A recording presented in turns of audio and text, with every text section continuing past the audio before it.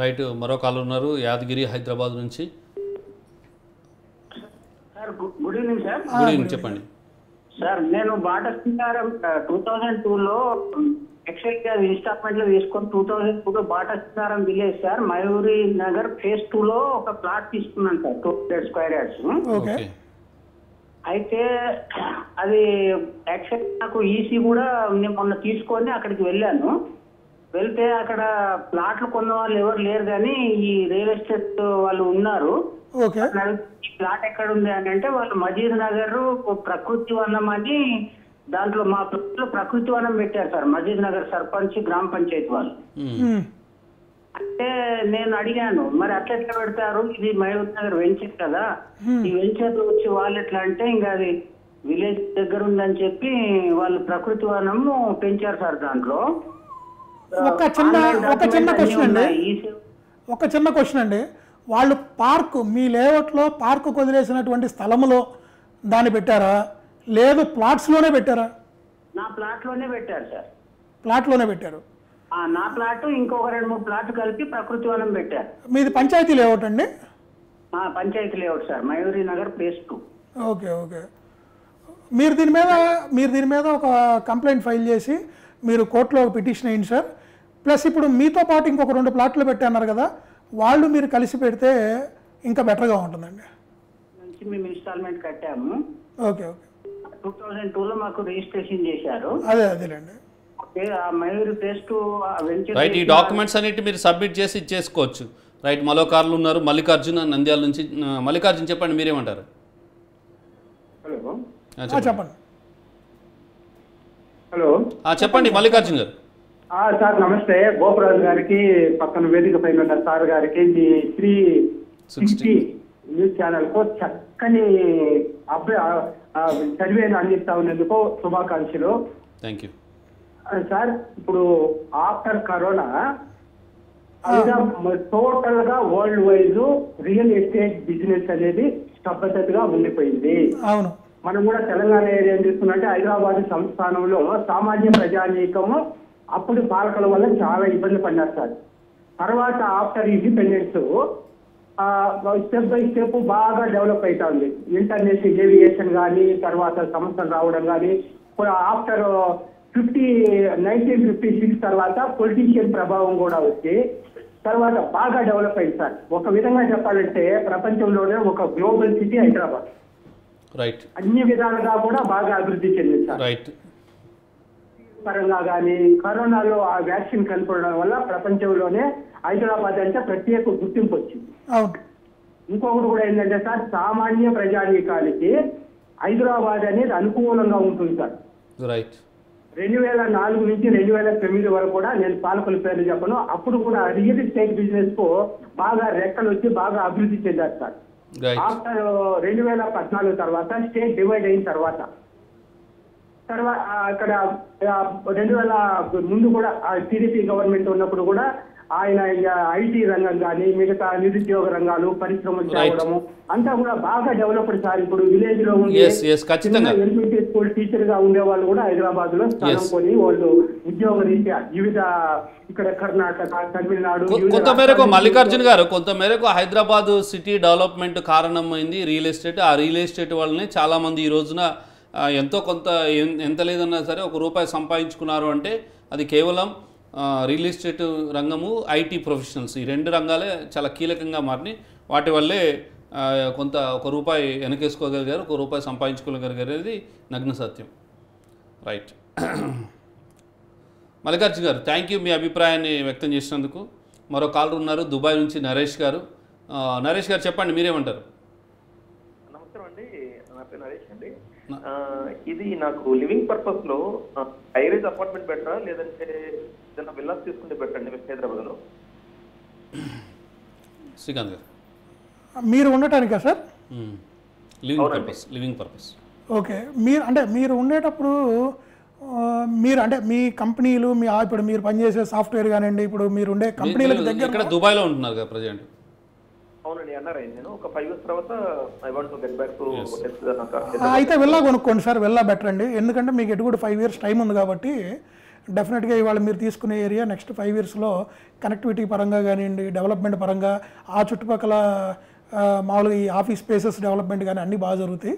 So డెఫినెట్గా విల్లాకి వెళ్ళిపోండి better. ఎందుకంటే మీరు అనేది ఎందుకంటే ఐరిష్ అపార్ట్మెంట్లు ఇప్పుడు స్టార్ట్ చేసినా కానీ కన్స్ట్రక్షన్ ఇంకో 4-5 ఏళ్ళు పడుతుంది. డెఫినెట్గా 3 సంవత్సరాలు అంటున్నారు కానీ ఎవరు కూడా 3 సంవత్సరాల్లో ఇవ్వట్లేదండి, 4 నుంచి 5 ఏళ్ళు తీసుకుంటున్నారు. విల్లా స్టార్ట్ చేసుకుంటే కరెక్ట్గా తన రిటర్న్ వచ్చే టైంకి మంచి గ్రోత్ ఉంటుంది, ఒక ల్యాండ్ ఉంటుంది, మంచి ఇండిపెండెంట్ మంచి హై రైజ్ ప్రాజెక్ట్లో ఇవాళ ఒక ఫ్లాట్కి వెళ్ళే దానికి ఇంకొక 20 to 25% పెట్టుకుంటే ఓ మంచి విల్లా వచ్చే పరిస్థితి కూడా ఉంది ఓఆర్ఆర్ దగ్గర కమ్యూనిటీలో, మంచి గేటెడ్ కమ్యూనిటీలో. సో విల్లాకి వెళ్ళటం అనేది మంచి ఆప్షన్ అండి. మరో కాలర్ ఉన్నారు బలవంత్ హైదరాబాద్ నుంచి. Hello sir, good evening sir. Good evening, చెప్పండి. సార్, బెంగళూరు శ్రీకాంత్ గారికి మీకు ప్రత్యేక ధన్యవాదాలు. నమస్తే. అదే సార్, 2013-14 సంవత్సరంలో మా దగ్గర స్తోమత ఉన్నా సరే ఇన్వెస్ట్మెంట్ చేయలేకపోయినాం సార్. మా తెలంగాణ వ్యాప్తంగా అప్పుడున్న రేట్లకు మాకు స్తోమత ఉన్నప్పటికీ ఇన్వెస్ట్మెంట్ చేయలేకపోయినాం. అయితే ఇప్పుడు తెలంగాణ ఇన్వెస్ట్మెంట్ చేసే కెపాసిటీ లేకపోయినా ఇదే కర్ణాటకలో 6 నుంచి 10 లక్షల భూములు అయితే పోతున్నాయి కాబట్టి అక్కడ ఇన్వెస్ట్మెంట్ చేస్తే ఫ్యూచర్లో ఎన్ని సంవత్సరాలు మనకు లాభాలు వచ్చే అవకాశం ఉంది? ఇన్వెస్ట్మెంట్ చేయొచ్చా కర్ణాటక అనేది క్వశ్చన్ సార్. రైట్ బలవంత్. మీకు ఇప్పుడు గమనిస్తే రాయచూరు ఆ చుట్టుపక్కల కూడా కొత్త హైవేలు పడుతున్నాయండి, అక్కడ డెవలప్మెంట్ కూడా బాగుంది. డెఫినెట్గా మీరు ఆ పక్క ఇన్వెస్ట్ చేసుకుంటే మీకు 5 నుంచి 7 ఏళ్లలో మంచి రిటర్న్స్ వచ్చే అవకాశాలు ఉన్నాయి. అక్కడ కూడా మీకు 2 to 3 times పెరుగుతాయండి. అక్కడ కూడా మార్కెట్ బాగుంది, మనోళ్ళే చాలామంది కొనుక్కుంటున్నారు. పంటలు పండే సారవంతమైన భూములు చూసుకొని బాగా కొనుక్కుంటున్నారు. ఎందుకంటే ఇక్కడ మనకు అగ్రికల్చర్ ల్యాండ్స్ ఏదైతే మనోళ్ళు వీళ్ళ కాన్సెప్ట్ అగ్రికల్చర్ ల్యాండ్స్ అండి. సో అగ్రికల్చర్ ల్యాండ్స్కి వెళ్ళేటప్పటికి ఏమవుతుందంటే మీకు మన దగ్గర ఏంటంటే వాటర్ సోర్స్ తక్కువ ఉన్నాయి. సో కొన్ని ఏరియాలో వాటర్ సోర్స్ ఎక్కువ ఉంది, మనకు అండర్ గ్రౌండ్ వాటరే 140, 180, 200లో వచ్చే ఏరియాలు కూడా ఉన్నాయి. అక్కడ ల్యాండ్ రేట్స్ చూస్తేనే బాగా భారీ స్థాయిలో ఉన్నాయి. సో వీళ్ళ కాన్సెప్ట్ ఏంటంటే అటు వెళ్ళిపోయి ఎక్కడ నది పక్కన ఈ ల్యాండ్స్ కొనుక్కుంటే కాస్త తక్కువలో వస్తాయి కాబట్టి ఫ్యూచర్లో డెఫినెట్గా అవి పెరుగుతాయండి, దాంట్లో ఎటువంటి డౌట్ లేదు. ఇది ఈ మధ్య చాలా మంది కొనుక్కుంటారు. అవుట్ సైడ్ ల్యాండ్ కొనుక్కున్నా కానీ ఎప్పటికప్పుడు చెక్ చేసుకుంటూ ఉండాలి. మనం ఎక్కడ ప్రాపర్టీ కొనుక్కున్నా, ఈవెన్ మన సొంతూరులో కొనుక్కొని మీరు మీ సొంతూరు ఎక్కడ గుంటూరు లేకపోతే వైజాగ్ అయ్యి ఉండి మీరు హైదరాబాద్లో పనిచేస్తూ ఉన్నా సంవత్సరానికి ఒక్కసారి మీ బాధ్యతగా మీ ప్రాపర్టీని వెళ్ళి ఏది అక్కడ మీ బంధువులు ఉన్నా సరే వెళ్ళి మీ ప్రాపర్టీని మీరు పర్యవేక్షించుకోవడం అనేది 100% అది మీ బాధ్యత. ఇప్పుడు ఇది పెరిగిందా తగ్గిందా ఎలా ఉంటుందని మీరు ఎలా ఎంత ఇంట్రెస్ట్ చూపిస్తున్నారో అసలు మన ప్రాపర్టీ అక్కడ ఎలా ఉంది, ఏం జరుగుతుంది అక్కడ ఫిజికల్గా వెళ్ళి చూసుకోవాలి. శ్రీకాంత్ గారు, చాలా మంది చూస్తుంటా నేను, ఒక 5 ఏళ్ళు 10 ఏళ్ళ తర్వాత వెళ్తారు, అక్కడ ఎవరో మా వాళ్ళు వేరే వాళ్ళు కబ్జా చేశారన్నాను. కానీ ప్రతి సంవత్సరం వెళ్ళి చూసుకొని కళ్ళతో చూసుకొని వస్తాం. ఎంత ఖర్చు అవుతుంది? హార్డ్లీ 1,000-2,000 ఖర్చు అవుతుంది. లేదంటే డాక్యుమెంట్స్ ఒక్కసారి ఎప్పుడైతే మనం ఫిజికల్గా ప్రాపర్టీ దగ్గరికి వెళ్తున్నామో మనకి చాలా కొత్త విషయాలు తెలుస్తాయి. ఇప్పుడు అక్కడ సొసైటీ ఫామ్ చేసుకోవాలన్నా, ఇప్పుడు అక్కడ వెంచర్ అతను ఉన్నారా లేదా, అక్కడ డెవలప్మెంట్స్ అసలు ఏం జరుగుతున్నాయి, చేయకపోతే వాళ్ళు క్వశ్చన్ చేయొచ్చండి. ఇవాళ చాలా కొత్త చట్టాలు వచ్చినాయండి, రేరా వచ్చింది, వాళ్ళు కూడా కోర్టు కేసుల్లాగా టేకప్ చేస్తున్నారు. మీరు రేరాలో కంప్లైంట్ చేయొచ్చు, వెళ్ళి నేను పలానా వెంచర్లో ప్లాట్ కొనుక్కున్నాను, ఈ రోజు వరకు ఇతను ఏం చేయలేదు, ఇతని మీద చర్యలు తీసుకోమంటే ఇమ్మీడియట్గా వాళ్ళు నోటీస్ సర్వ్ చేసి ఆ కన్సర్న్ డెవలపర్ బిల్డర్ని పిలుస్తారు. పార్క్ చెప్తా ఉంటాడు అయ్యింది కానీ. రైట్, మరో కాలర్ అభినవ్ హైదరాబాద్ నుంచి ఉన్నారు. అభినవ్ చెప్పండి, మీరేమంటారు? నమస్తే అండి, మీ ప్రోగ్రామ్ చూస్తున్నాను నేను కొద్దిసేపటి నుంచి. Thank you. యాక్చువల్గా ఒక చిన్న ఇన్ఫర్మేషన్ అండ్ చిన్న బయట ఒక రూమర్ నడుస్తుందండి. చెప్పండి. ఇప్పుడు కర్ణాటకలో కాంగ్రెస్ ఉంది, తెలంగాణలో కాంగ్రెస్ ఉంది. సో ఈ కనెక్టివిటీ కోసము బెంగళూరు హైవే మీద ఎక్కువ కాన్సన్ట్రేషన్ చేస్తారు. ఏదైనా డెవలప్మెంట్ వర్క్స్ కానీ ఇంకా ఏదైనా కానీ ఫెసిలిటీస్ కానీ వేరే సైట్స్ పట్టించుకోరు. ఇట్లా మన జహీరాబాద్ క్లస్టర్ కానీ కరీంనగర్ హైవే కానీ అవి ఏవి పట్టించుకోరు, బెంగళూరు హైవే మీద ఎక్కువ ఫోకస్ చేస్తారని చెప్పేసి అంటున్నారు. దాని గురించి చెప్పండి సార్. రైట్, ఈ మధ్యకాలంలో నేను దీపాదాస్ మున్షి అని ఇప్పుడు తెలంగాణ ఇన్ఛార్జ్గా వచ్చారు, నేను ఒక ఇంటర్వ్యూలో చేసినప్పుడు తను చెప్పింది ఏంటంటే కర్ణాటకలో కాంగ్రెస్ ప్రభుత్వం ఉంది, తెలంగాణలో కాంగ్రెస్ ఉంది, బెంగళూరు నుంచి హైదరాబాద్ వరకు కూడా ఒక ఇండస్ట్రియల్ కారిడార్ ఏర్పాటు చేయాలనేది వాళ్ళ ఆలోచన. ఈ ఇండస్ట్రియల్ కారిడార్ ఏర్పాటు చేయడం వల్ల రేపొద్దున వరంగల్కు నష్టం లేదు, రామగుండంకి నష్టం లేదు, ఖమ్మంకు నష్టం లేదు, కరీంనగర్కి నష్టం లేదు. ఎందుకంటే దే ఆర్ ఆల్రెడీ డెవలప్ అయినటువంటి సిటీలు, ఆ చుట్టుపక్కల ప్రాంతాలను డెవలప్ అయ్యాయి. రెండోది, ఒక ఇండస్ట్రియల్ కారిడార్ వచ్చింది అంటే అటు బెంగళూరు నుంచి ఇటు హైదరాబాద్ వరకు ఉన్న మధ్యలో మొత్తం కారిడార్ అంతా డెవలప్ అవుతుంది. ఇక్కడ వెనకబడిపోయినటువంటి మహబూబ్ నగర్ వీళ్ళందరికీ మంచి ఉద్యోగాలు రావడం జరుగుతుంది. ఇప్పుడు మీరు గమనిస్తే మనకి ఏదైతే ఇప్పుడు కర్నూలు కానివ్వండి, ఇవన్నీ మనకి యాక్చువల్గా వాటర్ తక్కువ ఏరియాలు, డెవలప్మెంట్ తక్కువ, అక్కడ పంటలు కూడా పెద్ద బండవు. సో వీళ్ళందరికీ మంచి ఉద్యోగాలు వచ్చి ఇప్పుడు అనంతపురం వరకు, ఇప్పుడు ఆల్రెడీ అనంతపురంలో ఇప్పుడు కియా మోటార్స్ వచ్చింది ఇండస్ట్రియల్ పరంగా. సో కొత్త ప్రాజెక్టులు రావడం వల్ల మనకి ఇబ్బంది ఏం లేదండి. ఉన్న ప్రాజెక్టులు పోతేనే ఎప్పుడైనా మనకు సమస్య, గుర్తుపెట్టుకోండి. ఇప్పుడు హైదరాబాద్లో డెవలప్మెంట్ చూసి మరి వరంగల్లో రేట్లు ఎందుకు పెరిగినాయండి? వరంగల్లో కూడా చాలా డెవలప్మెంట్ జరిగింది. వరంగల్లో కూడా ఔటర్ రింగ్ రోడ్ వేశారు. సో అక్కడ లోకల్ డెవలప్మెంట్ జరగాల్సినవి లోకల్గా కూడా చాలా జరిగినాయండి చాలా ఏరియాల్లో. సో ఒక హైదరాబాద్ని బేస్ చేసుకొని లేదా ఇప్పుడు బెంగళూరుని బేస్ చేసుకొని ఈ రెండింటి మధ్య ఇలా జరుగుతుంది కాబట్టి అటు ఇంకో వైపు డెవలప్ కాదనేది లేదండి. అన్ని వైపులు చేస్తారండి. ఇప్పుడు ఎటువైపు చేసే డెవలప్మెంట్ చుట్టుపక్కల ఉన్న రాష్ట్రాలని కనుక కోఆర్డినేషన్తో కనుక వెళ్తే అన్ని ప్రాంతాలు కూడా అభివృద్ధి ఖచ్చితంగా అభివృద్ధి చెందుతాయి. దాంట్లో ఎటువంటి సందేహం లేదు.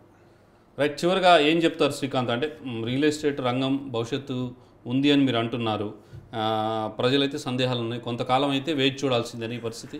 డెఫినెట్గా 5 సంవత్సరాలు పరిపాలించిన తర్వాత గవర్నమెంట్ మారితేనే ప్రజలేంది అండి, ఉద్యోగస్తులకి ఏంది, ఒక బిజినెస్ పీపుల్కి ఏంది, అందరికీ రకరకాల సందేహాలు రావటం, ఒక 5-6 నెలలు వెనక్కి ముందుకి ఆలోచించి వాళ్ళు డెసిషన్ తీసుకోవడం అనేది క్వైట్ కామన్గా జరుగుతుందండి.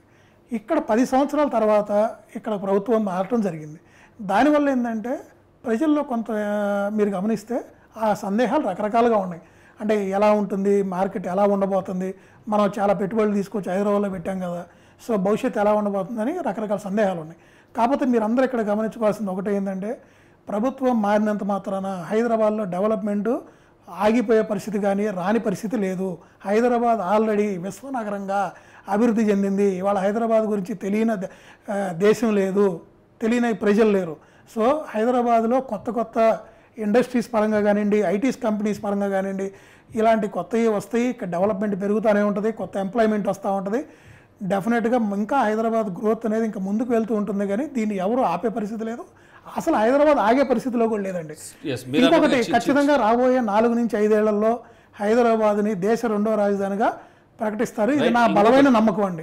రైట్ శ్రీకాంత్, ఇంకొకటి ఇక్కడ చాలా కీలకమైన అంశం, మీ దగ్గర ఎంత ఉన్నా సరే చుట్టుపక్కల ఇక్కడ కాస్ట్లీ ఏరియా కాబట్టి కొంచెం దూరంలో అయినా సరే కొంత ఇన్వెస్ట్ చేసుకుని పెట్టుకోవడం బెటర్ అని చెప్పేసి అనిపిస్తుంది. 200% అండి. మీరు హైదరాబాద్ చుట్టుపక్కల మీ దగ్గర 4,000 ఉన్నాయండి, 5,000 ఉన్నాయండి, ₹1,00,000 ఉండండి మీ దగ్గర, అంటే మీ స్తోమతకు తగ్గట్టు గజం 4,000 అయినా 5,000 అయినా, అది 10 లక్షలు ఉన్నాయి, 15 లక్షలు ఉన్నా మీ దగ్గర 200 గజాల ప్లాట్ వచ్చిందా, 300 వచ్చిందా, ఏదైనా ఇన్వెస్ట్ చేసి పెట్టుకోండి. డెఫినెట్గా మీ ఇన్వెస్ట్మెంట్ పెరిగేదే కానీ తగ్గేది లేదు. ఏదైనా DTCP HMD అప్రూవ్డ్ లేఅవుట్స్లో కొనుక్కోండి. ఇందాక మనం ఎన్నో చూసారా, 1-2-3 కాలర్స్ అడిగారు, అవన్నీ కూడా పంచాయతీ లేఅవుట్స్, వాటికి అప్రూవల్స్ లేదు. అందుకే ఒకళ్ళు దాన్ని అడ్వాంటేజ్ తీసుకున్నారు. డాక్యుమెంట్గా ప్రాపర్స్గా చెక్ చేసుకుంటే ఈ ప్రాబ్లమ్స్ అనేది. Right, thank you Srikanth Babu.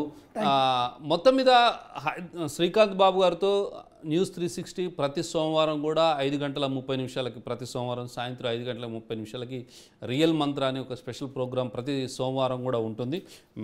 Callers ఎవరైనా కాల్ చేయాలనుకుంటే మీ సందేహాలు రియల్ ఎస్టేట్కి సంబంధించి, రియల్ ఎస్టేట్ రంగంలో మీరు వస్తున్న సమస్యలు కూడా నివృత్తి చేసుకోవచ్చు.